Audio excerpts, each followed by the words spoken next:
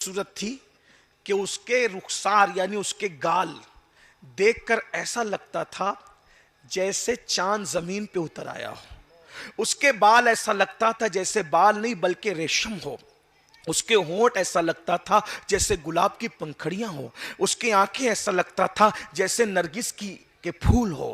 اور جب وہ چلتی تھی تو یوں لگتا تھا جیسے کوئی مور ساون بھادوں میں دل ربانہ انداز سے خرام ناز کر رہا ہو.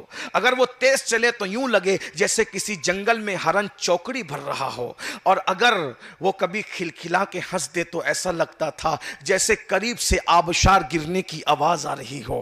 اگر وہ اللہ اکبر اپنے بالوں پر بل دے کر گردن کو جھرجھری دے دیں تو یوں لگتا تھا کہ جیسے بارش کے موسم میں کوئی مور اپنے پنکھ کھول کر کے مستی میں ناچ رہا ہو. وہ رقص طاؤس کی یاد دلا دیتی تھی. اس کے گردن کی جھرجھری اتنی خوبصورت تھی. خیر سے وہ بابا فرید کی کنیز تھی. اللہ کے رسول علیہ السلام نے فرمایا نکاح جلدی کرو. ایک وقت تھا راجستھان میں نکاح لوگ بہت جلدی کرتے تھے اور اب بہت دیر کرنے لگے ہیں. یہ سیریلوں کی وجہ سے اور پتہ نہیں کیا کیا خرافات آگے اس کی وجہ سے. اللہ کے رسول علیہ السلام فرماتے ہیں 3 چیزوں میں دیر مت کرو. 3 چیزوں میں دیر مت کرو. نمبر 1، جب نماز کا وقت آ جائے تو نماز پڑھنے میں دیر مت کرو. نمبر 2، جب جنازہ تیار ہو تو تدفین میں دیر مت کرو. نمبر 3، جب بیٹا اور بیٹی بالغ ہو جائے تو ان کے نکاح کرنے میں دیر مت کرو. آج ہر طرف سے شور سنائی دے رہا ہے کہ لڑکیاں بھاگ رہی ہیں، لڑکیاں بھاگ رہی ہیں. حالانکہ سب بیٹیاں ایسی نہیں ہوتی لیکن لوگ شور کرتے ہیں. بلکہ میں تو لوگوں کو یہ بھی کہتا ہوں آج کل لوگوں کی مائیں اتنی شریف نہیں ہے جتنی ہماری بیٹیوں کو اللہ نے شرافت عطا کی ہے. آج بھی ہماری بیٹیوں میں شرافت الحمدللہ موجود ہے. صرف تربیت کی ضرورت ہے، دین سکھانے کی ضرورت ہے، مذہب سکھانے کی ضرورت ہے. تو لیکن اگر ایسا کچھ ہو رہا ہے تو لوگ کرتے کیا ہیں 30 سال 25 سال بیٹیوں کے نکاح نہیں کرتے. کیا کہتے ہیں ابھی آنے دو، ابھی اچھا رشتہ آنے دو. ابھی اچھا رشتہ کیا ہے کہا ہمارے معیار کے مطابق آنے دو. ہمارے معیار اور آپ کا معیار کیا ہے پتہ ہے؟ یہی آپ کا معیار ہے کہ کوئی آپ کو اسمارٹ داماد چاہیے، کوئی آپ کو سفید چمڑی والا داماد چاہیے، کوئی آپ کو بلڈنگ والا داماد چاہیے، کوئی آپ کو محل والا داماد چاہیے. آپ کو شریف انسان نہیں دیکھنا. معیار کیا ہے؟ دولت. معیار کیا ہے؟ اونچا مکان. معیار کیا ہے؟ سفید چمڑی. اللہ کے بندوں اپنا معیار یہ نہیں ہے. بس اب بات ختم کرنے لگا ہوں. ایک روایت پڑھتا ہوں تھوڑی تشریح کے ساتھ، اگر ذوق سے سنو گے تو پوری بات کر کے بات مکمل کروں گا. اللہ اکبر. اللہ کے رسول علیہ السلام فرماتے ہیں لوگ نکاح کرتے وقت چند چیزیں دیکھتے ہیں. پہلی چیز لوگ دیکھتے ہیں نکاح کرتے وقت خوبصورتی، حسن، بیوٹی. ایسا ہی حضور دیکھو، حضور پھر حضور ہیں. قیامت تک کا سروے رپورٹ پیش کر دیا کہ لوگ کیا کرتے ہیں نکاح کرتے وقت کیا دیکھتے ہیں؟ خوبصورتی دیکھتے ہیں.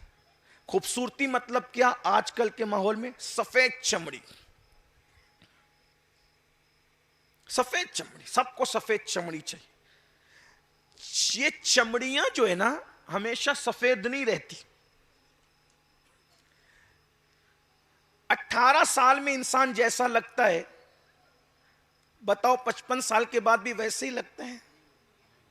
18 سال میں مکمل فٹ تھا، 55 سال میں آیا تو کیسا دکھتا ہے؟ ادھر سے پیٹ نکلا، ادھر سے کمر، ادھر سے گوشت، یہ ادھر چہرہ بڑھ گیا، وہ ہو گیا، وہ پتہ نہیں کیا کیا ہو جائے ہے نا. تو آپ اگر صرف بیوٹی دیکھو گے، صرف خوبصورتی دیکھو، نوجوان لڑکوں کی خاص طور آج شریف بچیاں گھر میں بیٹھی ہوئی، شریف لڑکوں کو لڑکیاں ریجیکٹ کرتی ہے. یہ تو اچھا نہیں دکھ رہا ہے. اس کو کیسا چاہیے؟ ہیرو چاہیے. اس کو لڑکیوں کو ہیرو چاہیے اور لڑکوں کو ہیروئن چاہیے. ایک بات آپ کو کہوں، سچی بات دیکھو، میں گراؤنڈ لیول کا آدمی ہوں، آپ کا آدمی، اور آپ کی طرح بات کرنا چاہتا ہوں. میرے جانے کے بعد یہ حضرات پتہ نہیں کیا کہیں گے کہ کس کو بلایا تھا، لیکن مجھے اس کی پرواہ نہیں ہے. حالانکہ اللہ والے لوگ ایسا نہیں کہیں گے.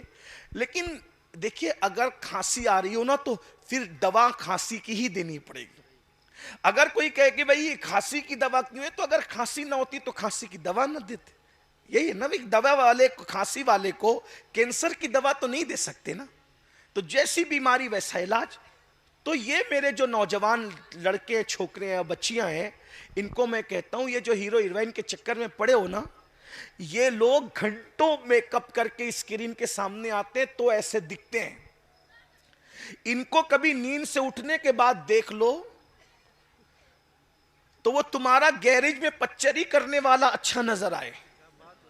یہ کوئی میں ہنسانے کے لیے نہیں کہہ رہا, میری طبیعت میں نہیں ہے جلسوں میں ہنسانا, کیونکہ یہ ہنسانے کی اور یہ جوک کی محفل نہیں ہے, یہ تو رونے رلانے کی محفل, یہ تو اصلاح کی محفل, آخرت یاد دلانے کی محفل ہے. میں اپنی آپ سے بھی کہتا ہوں, آپ وہ چڑیل کو جو 4 گھنٹے میک اپ کر کے آئی ہے, ہزاروں روپے اس نے اپنے چہرے پر صرف کیے ہیں, اس سے آپ کمپیئر کرتے ہو کچن میں بیٹھ کر روٹی بنانے والی لڑکی کو؟ کہاں وہ اسکرین پر آ کر زنا کرنے والی زانیہ عورتیں جو اسکرین پر آ کر کے ناچتی ہے, میں کسی کا نام نہیں لے رہا ہوں, جو زنا کرواتی ہیں وہ آپ کو پتہ ہے سب, وہ ناچنے والیاں, زنا کرنے والیاں, ابرو بیچنے والیاں جو اسکرین پہ زنا کرتی ہے, ان سے آپ کمپیئر کرتے وہ ہزاروں روپے کا میک اپ خرچ کرنے والی کہ شریف روٹی بنا رہی ہے جو گھر میں اس کی. کبھی اس کو نیند سے اٹھتا ہوا دیکھ کر کے کھڑا کر, اور پھر جس کے ساتھ تو نکاح کرنا چاہتا ہے اس کو کھڑا کر. اس کی اس لانتی صورت سے زیادہ اس کی شرافت کا نور تجھے نظر آئے گا. آپ کیا کمپیئر کرتے ہیں؟ آپ میک اپ کو دل دے بیٹھے. اچھا چلیں, اگر کوئی واقعی سفید چمڑی بھی ہو تو میں آپ کو ایک بات سناتی ہوں. حسن ہمیشہ نہیں رہتا, اور حسن جو ہے نا, حسن چمڑی کی سفیدی کا نام نہیں ہے. حسن کی تعریف آج مجھ سے آپ سن لیں. حسن کہتے ہیں عشق والا دل ہو, عشق رسول والا دل ہو, اور سنت رسول والا کردار ہو, یہ ہے حسن. چمڑیاں اہمیت نہیں. میرے بھائیوں, اگر آپ سفید چمڑی کو خوبصورتی کا نام دیں گے تو حضرت بلال کے حسن کو کیا نام دیں گے آپ؟ سوچئے نا ذرا. تو صرف چہرے مت دیکھو, سیرت بھی دیکھو.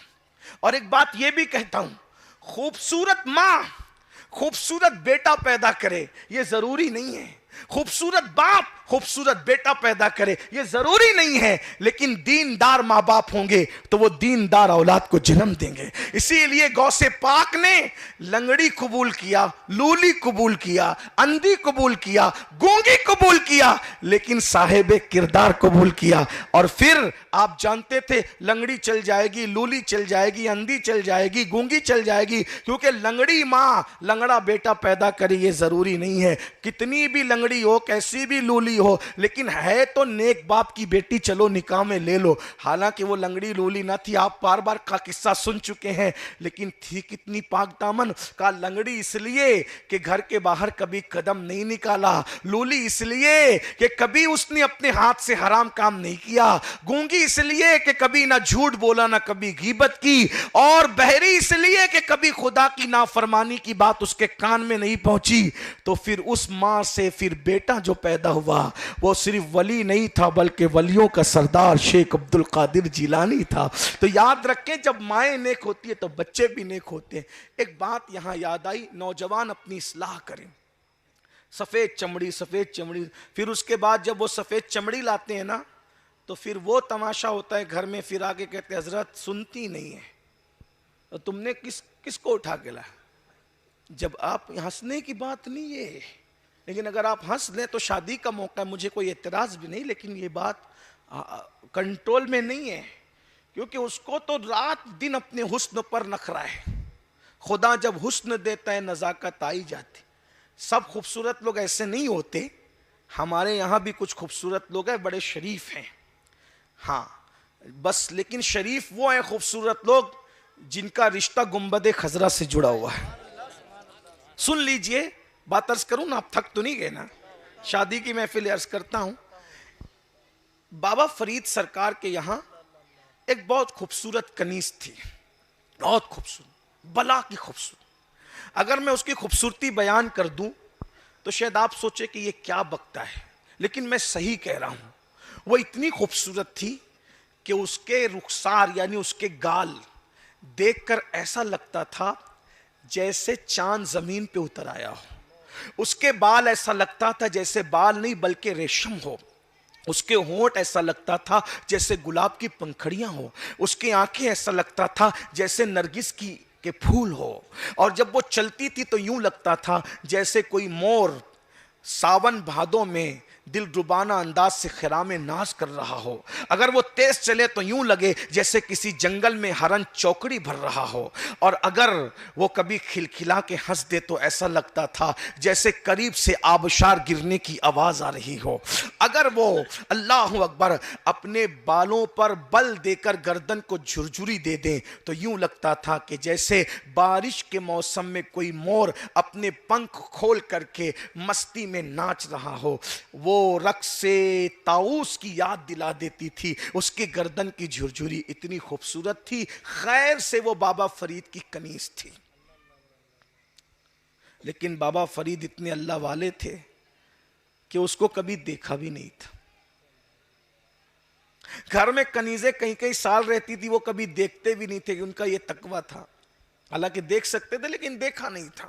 ایک دن ایک نیا مرید ہونے کے لیے نیا نویلا مرید آیا. اس مرید کو کچھ سامان دیا، کہا بیٹا یہ ہمارے گھر پہنچا دو. مرید گھر سامان دینے کے لیے گیا. وہ کنیز آئی سامان ریسیو کرنے کے لیے. گھر کی عورتیں تو نہ آتی تھی. کنیز کو بھیجا. کنیز کو دیکھا تو ڈھیر ہو گیا. نیا نویلا مرید تھا، ابھی تربیت پوری نہیں ہوئی تھی اس کی. اتنا بھی خوبصورت کوئی ہو سکتا ہے؟ ایک نظر دیکھا اب پاگل ہو گیا. اس سے عشق کر بیٹھا. حضرت کی خانقاہ میں نہیں آیا، واپس گھر چلا گیا. اس وقت تک کے پیر صاحب لوگ مرید پر بڑی نظر رکھتے تھے. سب کے نام بھی ان کو پتہ ہوتے تھے، سب کا حال بھی، سب کے بارے میں پوچھتے بھی تھے. کچھ دن گزرے تو بابا صاحب نے، ہم لوگ سرکار بابا فرید کو بابا صاحب کے سلسلہ چشتیہ کا بڑا امام، محسن ہے سلسلہ چشتیہ کا، جس نے چشتیت کو پوری دنیا میں پھیلا دیا.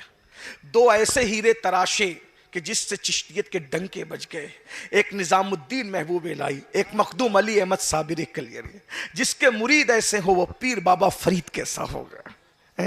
اللہ اکبر. بہرحال یہ عنوان میرا سرکار بابا فرید کا نہیں، لیکن ذکر آ گیا تو بات کر رہا ہوں. تو آپ نے مرید کے بارے میں، ارے وہ میرا فلاں مرید نہیں دکھتا.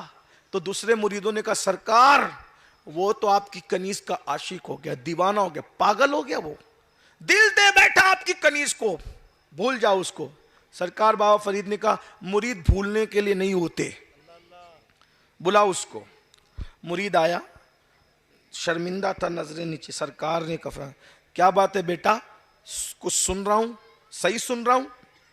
حضور ہمت نہیں ہے لیکن آپ نے جو سنا ہے صحیح ہے کہ آپ کی کنیز پر دل آ گیا. کوئی بات نہیں بیٹا، دل کی بات ہے، آ گیا کوئی بات نہیں، لیکن اللہ والوں کا اصلاح کا انداز دیکھ. میں وہ کنیز کو بلاتا ہوں، دیکھ لے وہی ہے کہ دوسری ہے. اس کو بلایا، یہی ہے؟ جی سرکار یہی ہے. بیٹا ہمارا وعدہ، انشاءاللہ ٹھیک 1 ہفتے میں ہم اس کے ساتھ تیرا نکاح کر دیں گے، جا تیاری کر. اب کیا ہوا؟ وہ تو خوش ہو گیا. بھائی جب کسی بندے کو انہونی چیز مل جائے تو اس کی کیا حالت ہوگی؟ تو خوش ہو گیا. جا تیاری کر، یاد رکھنا یہی ہے نا؟ ہاں یہی ہے، بہت خوبصورت ہے، ٹھیک ہے جا.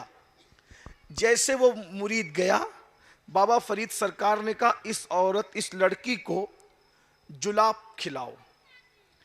جلاب اس طرح کھلائے جائیں کہ یہ زندہ رہیں، اور اس کو دن میں چند مرتبہ بیت الخلا جانے کی حاجت ہو. یعنی اس میں تھوڑی کمزوری آئے، یعنی اس پہ ظلم بھی نہ ہو لیکن اس میں تھوڑی کمزوری آ جائے. 1 ہفتہ گزر، اور اس کے لیے پابند کر دیا کہ یہ جہاں بیت الخلا کرے اس کے نیچے ایک ہانڈی رکھ دو، اس کی بیت الخلا کی گندگی جمع کرنا. یہ عجیب بات تھی. اب وہ جہاں بیت الخلا کرتی وہاں ہانڈی رکھی ہوئی تھی، وہیں پر وہ بیت الخلا کر رہی. ظاہر سی بات ہے کہ جب کوئی بندہ اس کو جلاب کھلائے جائیں گے تو لوز موشن ہی ہوں گے. اور وہ جمع ہوتا رہا ایک ہفتے کے بعد اب وہ بالکل کمزور سی مریل سی، اب جس کے چہرہ کا ابھار تھا، رخسار ابھرے ہوئے تھے، اندر کو چلے گئے، آنکھیں دھس گئی، آنکھیں بھری بھری تھی، سونی سونی ہو گئی، بال ایسے لگنے لگے، جھڑنے لگے، ایک ہفتے کے اندر بال اللہ اکبر یوں لگتے تھے یہ کس کے بال ہے کیسے، ہفتے بھر میں ایسی دبلی پتلی ہوئی کہ لگتی تھی کہ کوئی مریل سی ہے۔ جب وہ آیا تیاری کر کے کہا بیٹا نکاح سے پہلے ایک بار پھر دیکھ لے، وہی ہے کہ دوسری ہے؟ کہا یہی ہے۔ حضور یہ وہ نہیں ہے، اللہ کی قسم وہ نہیں ہے، ہمارے ساتھ مذاق ہو رہا ہے۔ آپ نے میں اللہ کی قسم یہ وہی ہے۔ کہ پھر حضور آپ جھوٹ نہیں بول سکتے، حسن کہاں گیا؟ بابا فرید سے کہا حسن کہاں گیا؟ فرمایا تو نے اس سے پیار نہیں کیا تھا، اس کی خوبصورتی اور بیوٹی سے پیار کیا تھا، وہ میں نے نچوڑ لیا، وہ میں نے خوبصورتی نچوڑ لی بیٹا، تجھے انسان سے پیار نہیں تھا، تجھے حسن سے پیار تھا، وہ حسن میں نے نچوڑ لیا۔ کہا وہ حسن کہاں ہے؟ کہا لاؤ ہانڈی، ہانڈی کھولی گئی، سب بدبو سے پریشان، یہ ہے اس کا حسن۔ کہا یہ کیا ہے؟ کہا حسن نچوڑ لیا ہے۔ تب اس کو سمجھ میں آیا جس کو میں خوبصورتی کہہ رہا تھا وہ تو بدبو کے سوا کچھ نہیں۔ اس لیے جو لڑکیاں صرف چہرے کی خوبصورتی دیکھتی ہے، جب شوہر کا حسن ڈھلتا ہے تو پھر بہت سارے لوگ کہیں اور متوجہ ہو جاتے ہیں۔ لڑکے جو صرف چہرے کی سفید چمڑی اور خوبصورتی دیکھتے ہیں، جب حسن ڈھلتا ہے تو کہیں اور متوجہ ہو جاتے ہیں۔ تو حضور علیہ السلام فرماتے ہیں لوگ صرف خوبصورتی دیکھتے ہیں، پھر دوسری بات فرمایا لوگ صرف نسب دیکھتے ہیں، پھر فرمایا لوگ صرف دولت دیکھتے ہیں، فرمایا خوبصورتی صرف دیکھ کر نکاح مت کرو، صرف نسب دیکھ کر نکاح مت کرو، صرف دولت دیکھ کر نکاح مت کرو، اگر نکاح کرنا ہے تو فرمایا دینداری دیکھ کر کے نکاح کیا کرو، اس لیے کہ عمر بڑھتی جاتی ہے، دینداری بڑھتی جاتی ہے۔ میرے بھائیوں میری بہنوں، آج ہمارے گھر میں بچیاں بیٹھی، ہم نکاح کرنے کے لیے کہاں ڈھونڈ رہے ہیں؟ مشرق مغرب شمال جنوب۔ میں ایک طریقہ بتاتا ہوں، بچیوں کو اگر رشتہ کرنا ہے پہلے خاندان میں دیکھو۔ کہاں دیکھو؟ خاندان، اس کی برکت ہے۔ خاندان میں اگر نکاح کرو گے نا، بھائی بہن یہ قریبی رشتے میں، تو وہ دیکھے بھالے ہوں گے، ایک اپنا معیار ہوتا ہے۔ غریب ایک کر لو، دیکھو حضور علیہ السلام نے جتنے نکاح کیے سب خاندان میں۔ دیکھیے 2 بیٹیاں دی سیدنا عثمان غنی۔ یہ عثمان غنی کون ہے؟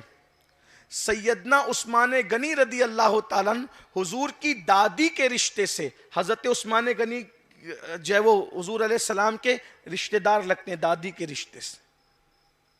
2 بیٹیاں وہاں دی، اس کے بعد ایک بیٹی مولا کائنات کو دی، جو سگے چچا کے بیٹے کا، سگے چچا کا بیٹا، سگے چچا کا چچا زاد بھائی، ان کو دیا۔ جس وقت مولا علی سے رشتہ ہوا اس وقت مولا علی کے پاس خود کا اپنا مکان بھی نہیں تھا۔ مولا علی نے زرہ بیچی، زرہ، اور زرہ بیچ کر کے مہر ادا کیا۔ پھر اس کے بعد امام حسن نے اپنے بیٹے امام حسن مصنع کا نکاح امام حسین کی بیٹی سیدہ سغرا کے ساتھ کیا۔ پھر اس کے بعد امام حسین کے بیٹے امام زین العابدین، ان کا نکاح امام حسن کی بیٹی کے ساتھ ہوا۔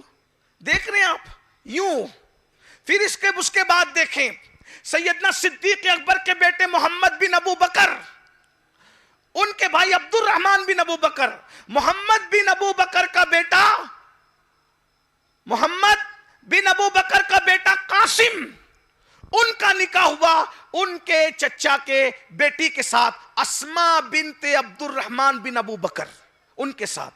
دیکھتے چلے جائیں، یہ اس طریقے سے رشتے میں خاندان کے اندر رشتہ داریاں ہوتی رہی۔ اور آج ہم کیا سوچتے ہیں؟ مالدار چاہیے، اس لیے خاندان چھوڑ کے کہیں اور جا رہے ہیں۔ پھر کیا ہوتا ہے؟ خاندان کی بیٹیاں کوئی کر نہیں رہا ہے۔ تو میری گزارش ہے پہلے اپنے قریب میں دیکھو، اپنے بھائیوں کی بیٹیوں کو دیکھو، بہنوں کی بیٹیوں کو دیکھو، رشتہ داروں کو نبھاؤ۔ اور ایک بات کہوں، دوسرے کے ساتھ نیکی کرو گے تو 1 ثواب ملے گا، اور اگر اپنے رشتہ داروں کے ساتھ نیکی کرو گے تو 2 ثواب ملے گا۔ ایک تو نیکی کا ثواب، دوسرا صلہ رحمی کا ثواب۔ اس لیے میری گزارش ہے آج بیٹیوں کی یہ درگت نہ ہوتی اگر آج مسلمان سنت پر عمل کرتا. پھر کچھ لوگ یہ کہتے ہیں ارے قریبی رشتہ دار میں نکاح کر لو تو بچے ایسے ہوتے ہیں ویسے ہوتے ہیں. میں کہتا ہوں آپ بتائیں کہ امام حسن کی شہزادی امام زین العابدین کے نکاح میں آئی, کوئی بچوں میں عیب تھا؟ امام حسین کی شہزادی امام حسن کے بیٹے کی نکاح میں آئی, کوئی بچوں میں عیب تھا؟ ارے عیب کیا بیان کرتے, سنو کیسے کیسے بچے پیدا ہوئے. امام حسن مصنع کا نکاح سیدہ بی بی سغرا کے ساتھ ہوا, ان سے جو بیٹا پیدا ہوا اسے دنیا عبداللہ المحض کہتی ہے. عبداللہ المحض سے اللہ اکبر جو بیٹا پیدا ہوا اسے دنیا موسیٰ الجون کہتی ہے. موسیٰ الجون سے جو بیٹا پیدا ہوا اسے دنیا عبداللہ کہتی ہے. عبداللہ سے جو بیٹا پیدا ہوا اسے دنیا داؤد کہتی ہے. داؤد سے جو بیٹا پیدا ہوا اسے دنیا سید محمد کہتی ہے. سید محمد سے جو بیٹا پیدا ہوا اسے موسیٰ ثانی کہتی ہے. موسیٰ سے جو بیٹا پیدا ہوا اسے اللہ اکبر سید عبداللہ الجیلی کہتی ہے. عبداللہ الجیلی جو پیدا ہوا اس کو حضرت زائد کہتی ہے. زائد سے جو بیٹا پیدا ہوا اسے دنیا ابو صالح موسیٰ جنگی دوست کہتی ہے. اس سے جو بیٹا پیدا ہوا اسے دنیا شیخ عبد القادر جیلانی کہتی ہے. نعرہ تکبیر, نعرہ رسالت. اور جب اس نسل کو دیکھتے ہیں تو بریلی کا امام کہتا ہے تیری نسل پاک میں ہے بچہ نور کا, تو ہے عین نور, تیرا سب گھرانہ نور کا. سبحان اللہ, سبحان اللہ. آج ہمیں کیا ہو گیا, کچھ نہیں ہوتا, یہ اللہ کی مرضی. اگر اللہ چاہے تو مغرب سے بھی لے آؤ گے, مشرق اور مغرب سے. اگر عیبدار اولاد دینا ہوگا تو تب بھی دے گا, اور سگے بھائی کی بیٹی اپنے بیٹے کے لیے لاؤ گے, اور اللہ خوبصورت دینا چاہے تو دے گا. اس لیے اپنے شادی سیکھو, نکاح سیکھو. اب نکاح, آخری بات کرنے لگا, نکاح میں لوگ کیا کرتے ہیں, بینڈ بجا رہے ہیں, گانے بجا رہے ہیں.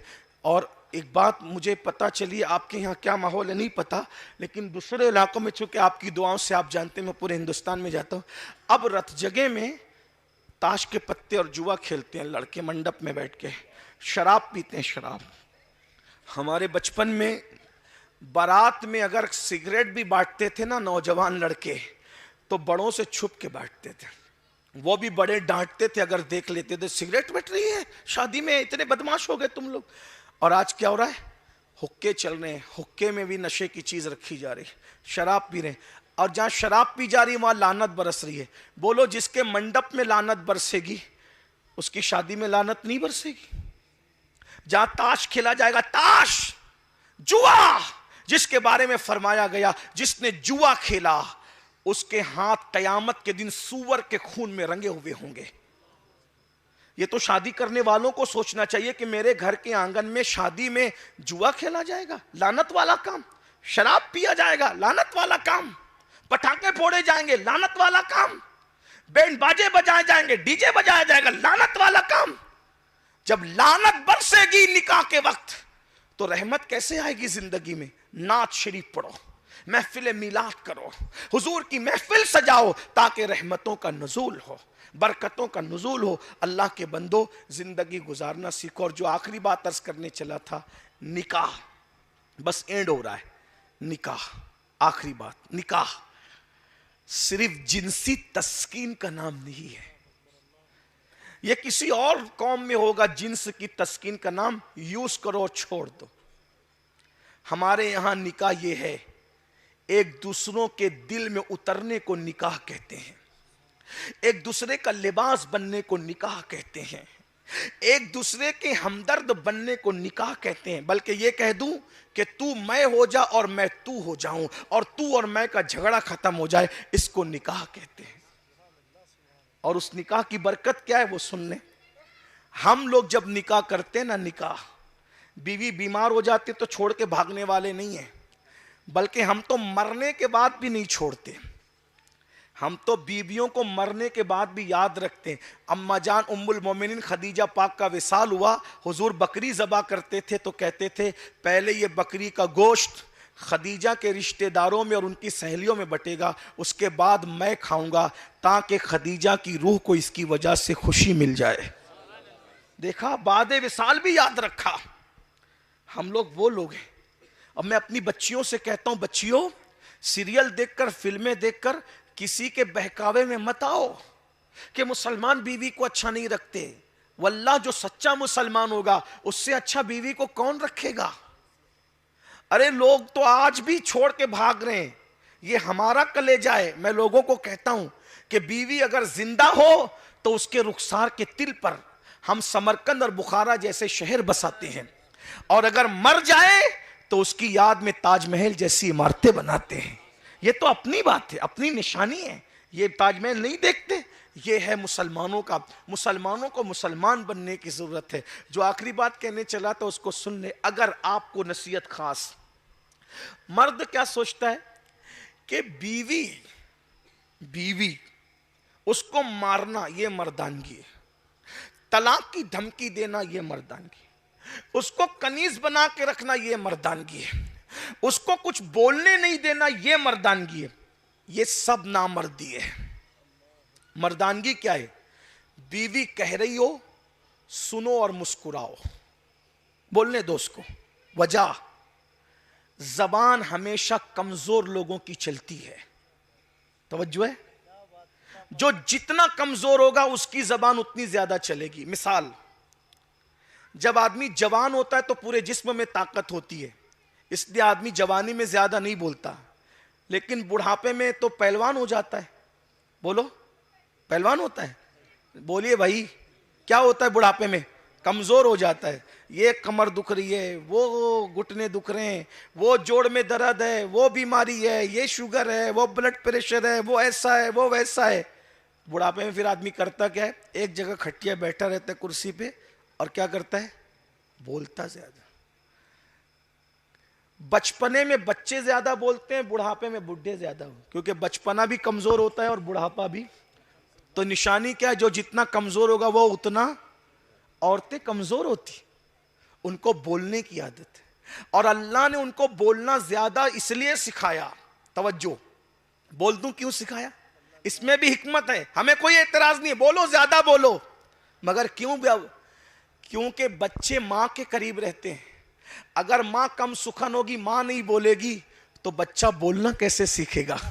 इसलिए जिसके पास बोलने की तरबियत लेना है तो उसको अल्लाह ने बोलने की ज्यादा तौफीक दी, इसलिए वो बोलती रहती है, बोलती रहती है। मर्दों का काम है मुस्कुरा के सुन ले, कुछ टेढ़ी तबाड़ी भी करती है, सुन ले। वजह, आका फरमाते तुम में सबसे बहादुर वो है जो गुस्सा पी जाए। तलाक देने वाले नामर्द हैं, औरतों को पे जुल्म करने वाले नामर्द। सुन ले, जिम्मेदारी से कह रहा हूं, जिसको बात करना है मेरे साथ बैठ के बात कर ले, मैं दलील देने के लिए तैयार हूं।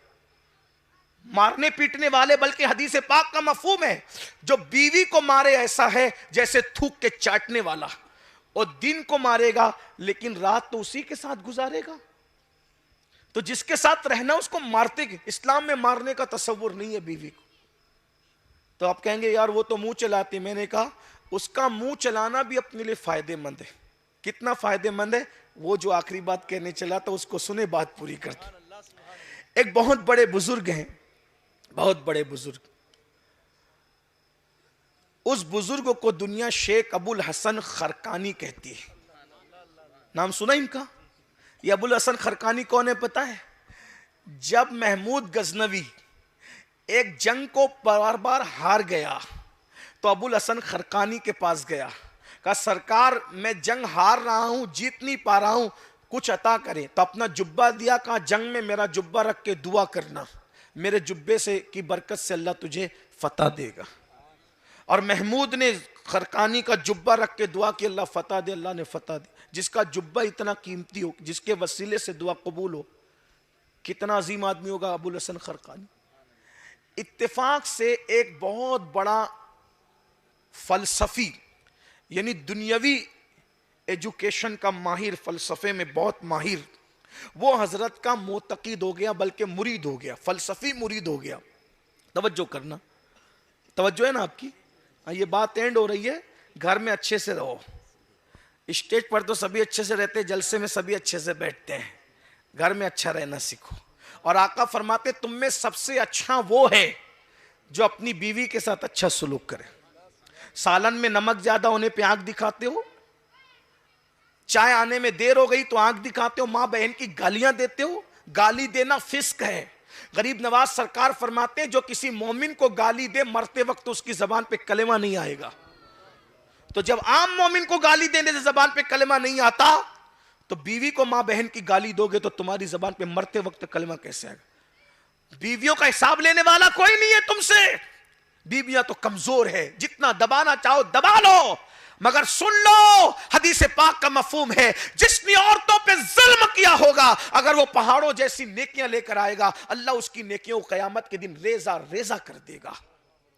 اس کی نیکیوں کو ذرہ ذرہ کر دیا جائے گا کیونکہ اس نے اپنی بیوی پہ ظلم کیا ہوگا. ظلم مت کرو. جس نے ماں باپ چھوڑے, بچپن کی سہیلیاں چھوڑ, سب چھوڑ کر تمہارے پاس آئی, تم اس پہ ظلم کرتے ہو. ہاں لیکن یہ بھی کہتا ہوں سر پہ بھی مت چڑھانا. ایسا نہ ہو کہ بیوی کو اتنا سر پہ چڑھا لو کہ تیرے ماں باپ کو چھوڑ دے تو کہا جی جی لبیک چھوڑ دیا. یہ بھی نہیں ہو. دیکھو اسلام میں اعتدال, نہ بیوی سر پہ چڑھانے کی چیز ہے نہ پیر میں پہننے کی چیز ہے. وہ بائیں پسلی سے دل کے قریب سے پیدا ہوئی ہے, وہ دل میں رکھنے کی چیز ہے.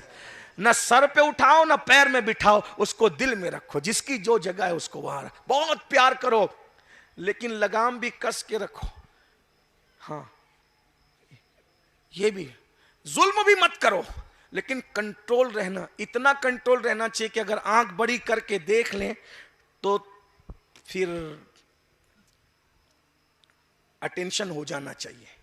کیونکہ میں ایسی خواتین کو جانتا ہوں کہ جن کو آنکھ بڑی کر کے اگر دیکھنے والا دیکھ لیتا ہے تو پھر کئی مہینے تک کے سارا معاملہ درست ہو جاتا ہے. تو آپ کا کنٹرول ایسا ہونا چاہیے, نہ غلامی کرو اور نہ ظلم کرو. بار بات آ گئی تو طویل بھی ہو رہی ہے, اس کا خیال بھی ہے لیکن بات ختم بھی ہوتی ہے. شادی کی محفل ہے, آپ بہت اچھا سنیں. کبھی کبھی بہت بڑی محفلوں میں بھی لوگ بہت اچھا نہیں سنتے, اور کبھی کبھی بہت بڑی محفل نہیں ہوتی لیکن لوگ اچھا سنتے تو بولنے میں بھی اچھا لگتا ہے. اور آپ نے ایسی محفل سجائی ہے, بہت اچھا لگ رہا ہے آپ سے بولنے میں. لیکن اب بہت دیر تک نہیں, کیونکہ ہمیں بھی فلائٹ پکڑنی ہے, فلائٹ نہ چھوٹے, اس کا بھی ہمیں خیال ہے.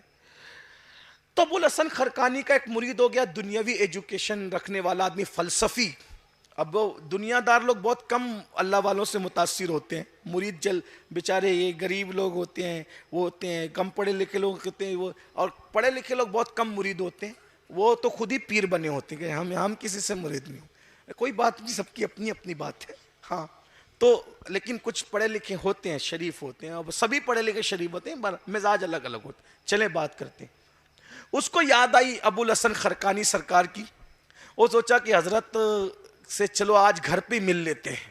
جیسی دروازے پہ دستک دی, اندر سے آواز آئی خاتون کی, کون؟ اور کہا کہ میں فلاں فلاں ہوں. کیا کام ہے؟ تو کہا کہ حضرت شیخ ابوالحسن خرقانی سے ملاقات کرنا ہے. کہا حضرت شیخ ابوالحسن خرقانی, وہ مکار کب سے اتنا نیک ہو گیا؟ وہ کب سے حضرت ہو گیا؟ وہ کب سے شیخ ہو گیا؟ یہ سنا تو یہ پیر ان کے کانپ گئے. کہا محترمہ آپ کون؟ کہا اس کی بیوی ہوں. اب یہ تو بیچارہ سوچا یار جس کی بیوی جس کو مکار کہے, یہ تو پھر معاملہ گڑبڑ ہے. اب اس کی عقیدتوں کا شیش محل ابھی چکنا چوری ہونے کو تھا کہ قدرت نے رہنمائی کی. پیچھے دوسرا اچھا والا پیر بھائی کھڑا تھا. اس نے کہا جناب ادھر آؤ ادھر آؤ ادھر آؤ. کیا بات ہوئی؟ یار وہ حضرت کی بیوی حضرت کو مکار کہتی ہے. چپ خاموش رہے. حضرت یہاں نہیں ملیں گے, حضرت ابھی آ رہے ہیں. حضرت کو دیکھا تو حضرت کس طرح آ رہے تھے؟ لکڑی لانے گئے تھے جنگل. لکڑی, یہ اللہ والے لوگ یہ اپنے گھر کی لکڑیاں بھی خود ہی لاتے تھے. اور آج کل ہم لوگ کیسے اللہ والے بن گئے کہ اپنا جوتا بھی پہننے میں شرم آتی ہے ہمیں. لا الہ الا اللہ استغفر. ہم کب بنیں گے اللہ والے ہیں؟ ہاں, جوتا پہنانا یہ آپ کی سعادت ہے. اپنے بزرگوں کو بالکل پہنایا کرو, لیکن ہمیں چاہیے کہ ہم اپنا کام کوشش کریں کہ اپنے ہاتھ سے. ہماری خواہش یہ ہونی چاہیے. بلکہ لوگوں کا تو محبت اتنی ہے کہ لوگ مجھے بھی پکڑ کے چلاتے ہیں. میں کہتا ہوں بھائیو جو 60 کے اوپر لوگ آئے نا ان کو پکڑ کے چلایا کرو. ابھی میں عمر کے اس حصے میں کہ میں بھی کسی کو پکڑ کے چلا سکتا ہوں, لیکن لوگ مانتے نہیں, مجھے بھی پکڑ کے لاتے ہیں اسٹیج پہ. بہرحال یہ محبت ہے آپ کی. اور بات یاد رکھنا, خدمت کیا کرو، کیونکہ اللہ والوں کی خدمت سے وہ کچھ مل جاتا ہے جو برسوں کی محنت سے نہیں ملتا۔ سبحان اللہ سبحان اللہ۔ ایک مرتبہ ایک صحابی نے رسول اللہ کی نالین حضور کو پہنا دی، سرکار نے فرمایا تو نے میری نالین مجھے پہنا دی ہے، اللہ پل صلات پر تیرے قدم کو سلامت رکھے۔ اور آئی تو نالین اپنے مرشدوں کی سنبھالا کرو، پنایا کرو، لیکن میں اپنی بات کر رہا ہوں، ہمیں اپنا کام اپنے ہاتھ سے کرنے کی عادت ڈالنی چاہیے، ڈیپینڈ نہیں رہنا چاہیے۔ عبداللہ ابن مسعود سے کسی نے پوچھا آپ اتنے بڑے عالم کیسے بن گئے؟ تو کہا اتنے بڑا عالم بننے کا راز ایک ہی تھا، حضور جہاں نالین اتار دیتے تھے میں جھٹ سے اٹھا لیتا تھا، اور آستین بڑی سلاتا تھا ان دنوں میں، آستین میں چھپا کر سینے سے لگا کر، جب تک حضور کام میں لگے رہتے بیٹھا رہتا، حضور کی نالین سینے سے لگاتے لگاتے اللہ نے مجھے اتنا بڑا عالم بنا دیا۔ لوگ کتابیں پڑھ کے وہاں نہ پہنچے جہاں رسول اللہ کی نالین نے پہنچا دیا۔ جو سر پہ رکھنے کو مل جائے نالے پاکے حضور تو پھر کہیں گے کہ ہاں تاجدار ہم بھی ہیں، یہ حضور کی نالین ہے۔ نالین اتنا بڑھا دیتی ہے، جہاں تک کتابیں نہ لے گئی وہاں تک حضور کی نالین لے گئی ہے۔ اللہ اکبر! تو اندازہ فرمائے کہ ادھر آؤ، اس فلسفی کا ادھر آؤ کا وہ مرشد ادھر گئے کام سے، ادھر آ رہے مرشد آ رہے ہیں۔ اچھا اب مرشد آ رہے ہیں لکڑی لے کے، کیسے؟ شیر پہ بیٹھے ہیں، روزانہ سر پہ رکھ کے لاتے تھے کیونکہ پیر روشن ضمیر ہوتا ہے۔ سمجھ گئے کہ کیا ڈرامہ ہو گیا ادھر، کیا معاملہ ہو گیا، سمجھ گئے پیر روشن ضمیر ہوتا ہے۔ ارے جو بے خبر ہو وہ پیر کیسا، جس کا ضمیر روشن نہ ہو وہ پیر کیسا۔ آج سمجھ گئے، روزانہ سر پہ لکڑی آتی تھی، آج شیر پر، اور سانپ کا چابک بنایا۔ اب آج کل کچھ لوگ سوچیں گے یار یہ سب کہانی قصہ ہے، کہانی قصہ نہیں، ہمارے پاس آ کے بیٹھو بتائیں گے، قرآن اور حدیث میں اس کی نظیر ملتی ہے۔ ہاں کہ شیر بھی کسی کی غلامی کر سکتا ہے، لیکن وہ کون لوگ ہیں جو اللہ کے محبوب کے غلام ہیں؟ شیروں نے ان کی غلامی کی ہے۔ ہمارے پاس روایتیں ہیں۔ بہرحال تو عرض کیا کر رہا تھا، شیر پر بیٹھے ہیں، لکڑیاں ہیں شیر پہ رکھی ہوئی، ہاتھ میں سانپ کا چابک ہے۔ اب اس طرح آتے فلسفی نے دیکھا، سمجھ گیا وہ جھوٹی ہے، اب وہ شیش محل جو چکنا چور ہونا تھا وہ سلامت رہے گا، کیونکہ کرامت دیکھ لی نا۔ جیسے سرائے پیر چومے کا سرکار، کچھ نہیں کہنا، میری تو عقیدتوں کا شیش محل چکنا چور ہی ہوا تھا اگر یہ اللہ کا بندہ رہنمائی نہ کرتا۔ میری گزارش حضرت، میں آیا تو بدزن ہونے کے قریب تھا مگر بچ گیا، کوئی آئے گا آپ سے بدزن ہوگا، بیعت توڑے گا، آپ کا مخالف ہو جائے گا، اس کو پہلی فرصت میں گھر سے نکالو، اس کو طلاق دو آپ، ورنہ بہت نقصان پہنچائے گی یہ عورت آپ کو۔ حضرت ابو الحسن خرقانی نے کہا، کیا کہا؟ اس کو طلاق دوں؟ ارے وہ میری بیوی ہے، میری بیوی کے خلاف بکتے ہو؟ وہ میری محسنہ ہے، اس کے احسانات ہیں مجھ پہ۔ کہا حضرت وہ مکار کہتی ہے، دغاباز کہتی ہے، آپ کا نام لیتی ہے، آپ کہتے ہیں احسان ہے، محسنہ ہے، آپ طلاق نہیں دیں گھر سے۔ کہا بیٹا یہ شیر پہ سواری، یہ ہاتھ میں سانپ کا چابک، یہ جو کرامت دیکھ رہے ہیں نا، یہ نفل نمازوں کی وجہ سے نہیں ہے، وہ مجھ پہ ظلم کرتی ہے اور میں اس کو برداشت کر کے صبر کرتا ہوں، اسی کی برکت سے اللہ نے مجھے یہ مقام عطا فرما دی۔ سمجھا؟ تو صرف تسبیح مصلے سے ولایت نہیں ملتی، کبھی کبھی بیوی کے ظلم کو